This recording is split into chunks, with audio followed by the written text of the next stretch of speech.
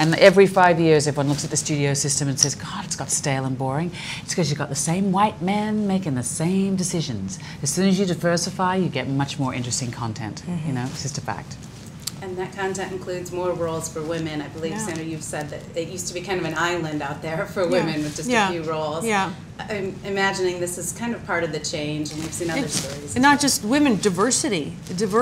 I mean, and that's what's reflective here in our industry in terms of roles is also what's happening out in the workplace everywhere. You know, I want to see what our world looks like. I want to see it on film. I want to see how women are in real life. I want to see them on film, not how we're shown in the tabloids. Like, I don't know anyone who's had a cat fight.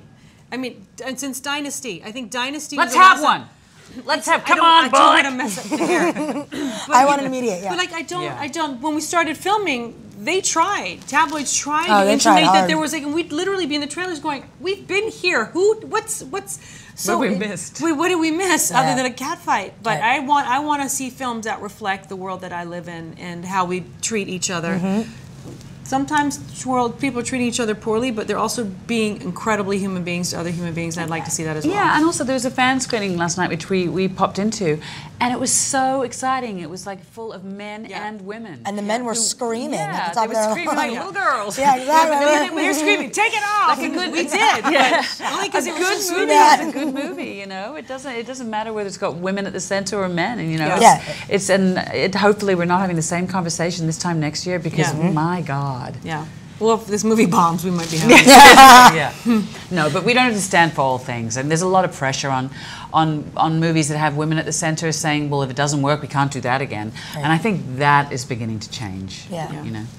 But like, you know, when the first Oceans came around, do you think Brad and Matt and George were said, you know, what sort of role models do you think you're giving out to men? It's something that's like women have to teach people stuff in movies. It's like, this is entertainment. We can be role models for boys too. I mean, I think in this movie, like, you know, I play a pretty boss ass. If we were running the country, I think, you know, or if we were head of Lehman Brothers, it might be, you know, but I think we are teaching people something. I mean, if you're going to steal something, plant it on someone else that you don't like. Plant it on the guy. So that would be the message that I want. So if you're going to steal, plant something on someone you hate. Yes. Yeah. Steal and cheat.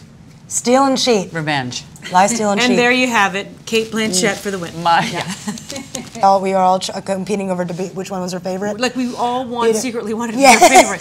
Like we'd be really relaxed and tired in the room, and then she'd walk in the room and all. Oh, you like perk up? So Rihanna. Well, oh my God, I have to start their latest video. Oh my God, so Rihanna. Like she's that's just like so cool. Like how we became, except for Kate. Kate was cool on the outside. No, but you talk to Rihanna and she go, what? You'd be talking to her for 3 minutes. What? Basically, she's saying you were talking too much. Please stop talking. Yeah, get away from me. Yeah. I'm writing a song in my head right now. Exactly, I'm writing another multi-million-dollar hit in my head. She's a genius. Yeah, she's a genius. She's a genius baby girl. That's what she is.